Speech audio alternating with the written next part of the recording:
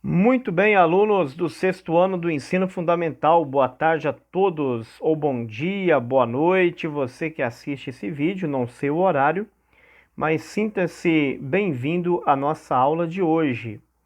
O tema da nossa aula de hoje é sobre a distribuição e usos da água. Estamos chegando ao final do nosso PET, o PET volume 2, a semana 6 do nosso PET. Estamos então finalizando o mesmo. Para a gente começar a falar sobre a água, vamos então conceituar aí o que é a água, né? A água é uma substância natural fabricada pela natureza e ela é composta por dois elementos químicos. São esses elementos químicos: o hidrogênio e também o oxigênio. São dois elementos naturais encontrados na natureza e com duas partículas de hidrogênio e uma de oxigênio, forma-se então a água, H2O, é a fórmula química da água. Vamos também lembrar, né, de uma questão básica que são as, os estados físicos, né, as formas da água, que é o líquido, que é o mais habitual e comum, o gasoso, que é a água em forma de vapor ou em forma de gás, e nós temos também a água em forma sólida, que é nada mais nada menos do que o gelo, que você abre o congelador, a sua geladeira, você vai ver lá o gelo. Então, esses três elementos, a água em três formas diferentes, né? É a água do mesmo jeito, mas porém o formato, o comportamento das partículas é um comportamento diferente, mas forma água do mesmo jeito, beleza? Vamos agora entender sobre também o uso da água. A água é extremamente importante para a vida humana, para a vida animal, para a vida vegetal. Por quê? 70% da água, né, do planeta Terra é composto por água.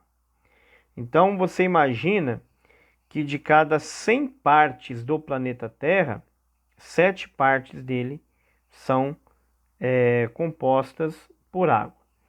Desses 70% de água que existe aí no planeta Terra, segundo aqui o nosso PET, vocês podem ver aqui na tela, 97,5% estão nos mares e oceanos e somente 2,5, 2,5% são águas de rios, lagos, geleiras e aquíferos. Ou seja, apenas 2,5% da água do planeta Terra é uma água doce, água acessível para o consumo direto do ser humano. Só fazendo aqui um comentário, quando nós falamos de geleiras, né, são as geleiras que existem no Polo Norte, no Polo Sul, que vocês já viram com certeza em fotos e na televisão, mas também existem geleiras também em algumas montanhas, alguns lugares muito altos, principalmente na Europa, na, na região da Cordilheira dos Andes, aqueles topos, né, aqueles lugares altos assim que estão ali, aquelas montanhas estão cobertas por gelos, né? Então, aquilo tudo ali é uma forma de água, água doce, porém em forma de gelo. E o que são aquíferos, né? Como está relatado aqui no PET. Aquíferos são, vamos dizer assim, que são reservatórios, são rios subterrâneos. Eles estão por baixo da terra, né? E são de água doce. Inclusive, o maior aquífero do mundo, ele está no Brasil, o aquífero Guarani, que fica na região da Amazônia. E esse aquífero, ele é extremamente cobiçado por empresas, por várias entidades, né? Porque já pensam o seguinte: se a água superficial aqui dos rios, dos lagos for acabando, a gente tem aí o aquífero para fazer a extração da água do subsolo, né?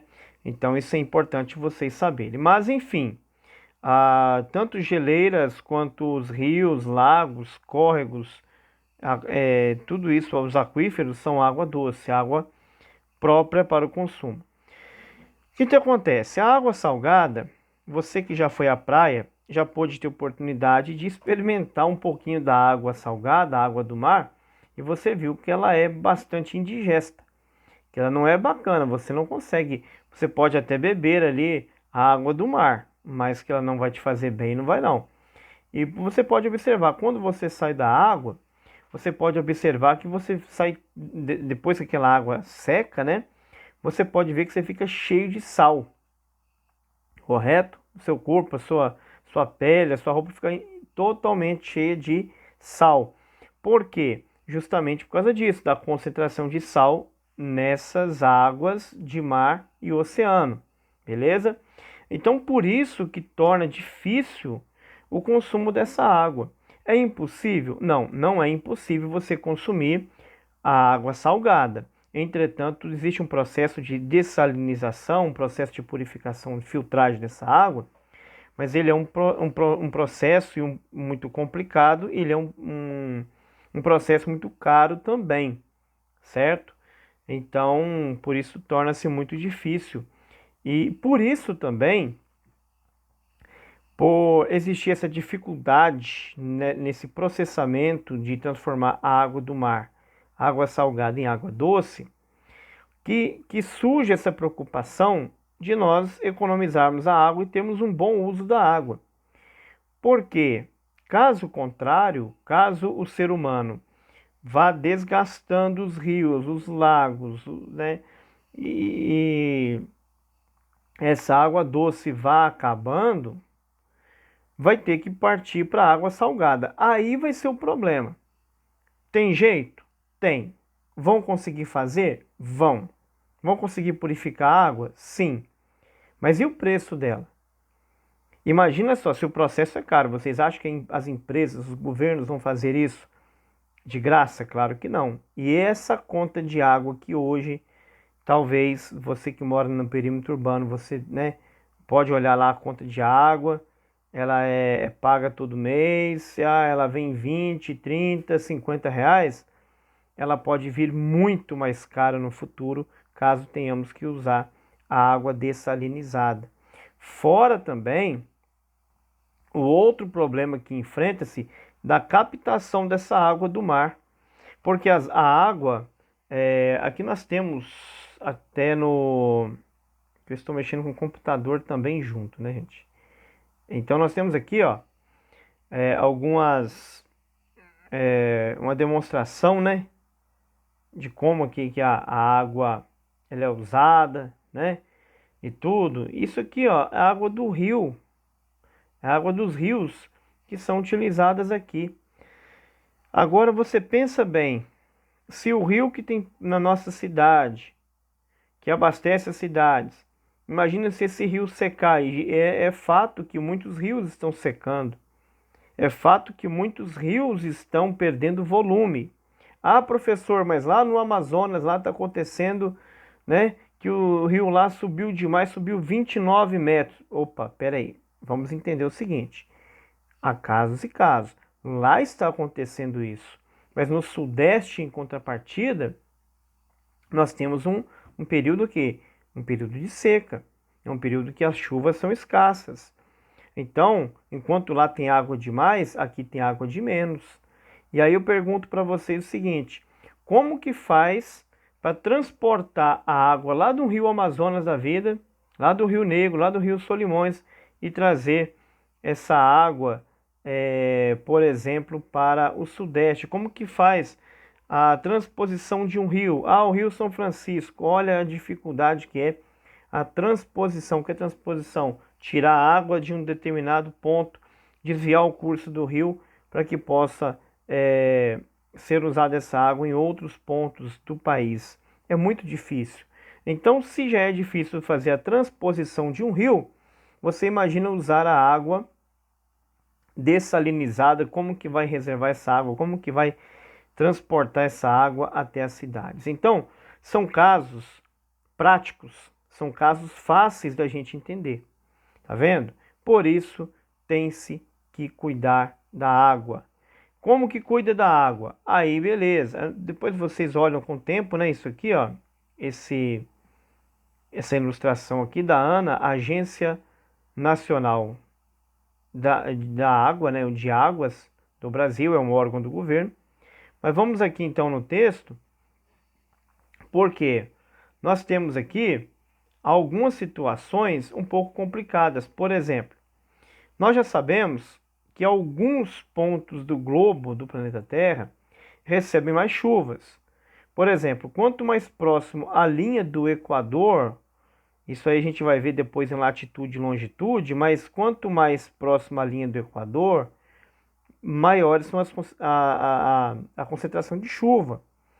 Quanto mais para o norte ou para o sul, quanto mais longe da linha do Equador, por questão climática, porque o clima a norte e a sul, né, eles são climas mais amenos, o que que ocorre? A intensidade de chuvas é menor. Nós temos também várias áreas no planeta Terra que sofrem, inclusive no Brasil, que existe a escassez de água, como é o caso do sertão nordestino, que tem o problema lá que as chuvas são muito poucas, pouquíssima chuva durante o ano, que gera uma seca terrível. Pessoas passam fome, pessoas passam sede, animais morrem de sede e de fome, consequentemente. Então, o que é o recado que eu deixo para vocês nessa aula aqui? Sobre o uso da água. Seja consciente no uso da água. Ah, você vai lavar o carro? Beleza. Faz o seguinte, se a torneira está longe de você, peça a alguém, se possível, ficar perto da torneira. Aí joga água no carro, ensaboa, esfrega o carro direitinho. Enquanto isso, pede a pessoa para estar desligando a torneira. Na hora que você acabou de ensaboar o carro, ô fulano, liga a água para mim, beleza. Aí enxaga o carro, a calçada, usa um balde, se possível usa um balde, né, para lavar a calçada. Não fica assim desperdiçando a água, igual a questão do banho também. Ah, eu vou me ensaboar, vai se ensaboar, então desliga o chuveiro. Ah, no frio é complicado, mas de qualquer forma, faz esse esforço, né? Porque muita gente preocupa com energia elétrica, mas não preocupa com a questão da água. E na verdade a água é um fator mais complicado hoje que a energia elétrica. Inclusive também a energia elétrica depende da água. Na maioria das vezes, né? A energia elétrica que nós usamos aqui no Brasil, ela é muito dependente da água. Então nós temos aí visto nos noticiários, energia elétrica vai subir o preço agora no mês de junho. Por quê? Por causa do período de seca. Então os reservatórios estão baixos, estão com pouca quantidade de água. Consequentemente, as empresas estão tendo que trabalhar, comprar energia de outras fontes que não usam água, né? Ou são fontes mais caras, né? Então, o que que ocorre? Nessa situação, então preocupe-se, né, com o uso da água. Ah, vou ajudar minha mãe, vou lavar uma louça, beleza. Faz o seguinte, molha lá as vasilhas, os pratos, os talheres, molha, beleza? Aí fecha a torneira, ensaboa, passa o sabão, o detergente, depois enxágua. Então, é esse uso consciente que vai ajudar. Por quê? Aí você pode falar assim, professor, mas as grandes indústrias desperdiçam água. Sim, elas desperdiçam água e para isso existe fiscalização também dos órgãos do meio ambiente que devem, ou pelo menos deveriam fiscalizar esse uso irresponsável que muitas grandes organizações, muitas grandes empresas têm esse mau uso da água.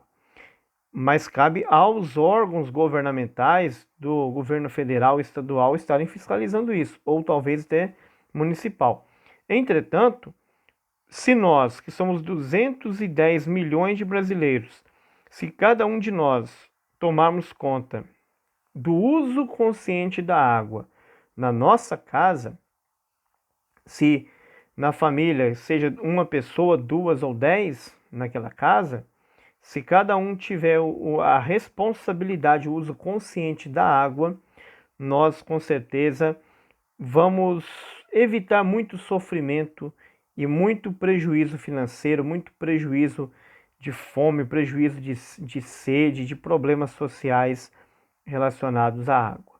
Então fica essa dica para vocês. Esse foi o conteúdo da nossa aula de hoje, da página 92 e a página 93. Seguem as atividades, né? Eu vou estar explicando em uma outra oportunidade, mas aí fica aí essa dica para vocês do uso consciente da água. Outra coisa também que eu não falei aqui, e para fechar o vídeo eu explico também, é extremamente importante para que o ciclo da água, que a água tem um ciclo, né? Ela evapora, sobe, forma-se as nuvens, cai em forma de chuva, tal, todo aquele ciclo da água que vocês já estudaram em outras oportunidades. O que que ocorre?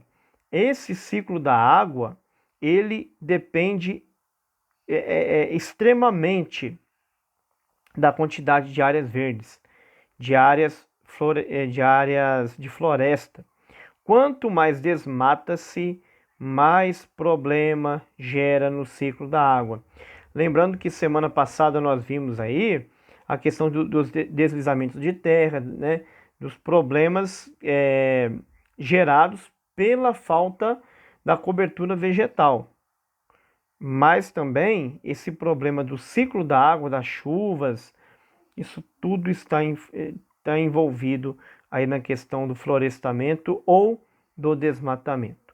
Beleza? Então sou eu, professor Michel, professor de Geografia, eu que expliquei aí agora para vocês dessa aula, e espero que vocês tenham entendido, espero que vocês tenham compreendido o conteúdo que foi aqui explicado.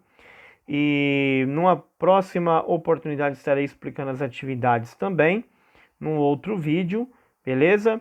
E eu conto aí com a participação de vocês aí, que vocês deixem o seu comentário, o seu like sobre essa aula, aí você que vai assistir pelo YouTube, e você aluno que vai assistir pelo Conexão Escola, que também vai cair no YouTube, né? De qualquer forma vai chegar no YouTube, que você possa também deixar a sua dúvida, o seu questionamento e deixar o seu like e estar comentando, beleza? E você que é meu aluno da minha turma do 6º ano, aí podem assistir esse vídeo e mandar ver aí nas atividades para que possamos aí corrigi-las depois, beleza? Então, valeu, muito obrigado a todos e até a nossa próxima aula, se assim Deus nos permitir. Lembrando que o PET vai dar uma parada agora e na próxima semana vou gravar um vídeo aí com atividades do livro didático, tá? Aí fiquem atentos porque semana que vem já é livro didático, já não vamos trabalhar com PET. Valeu, fui, até a próxima.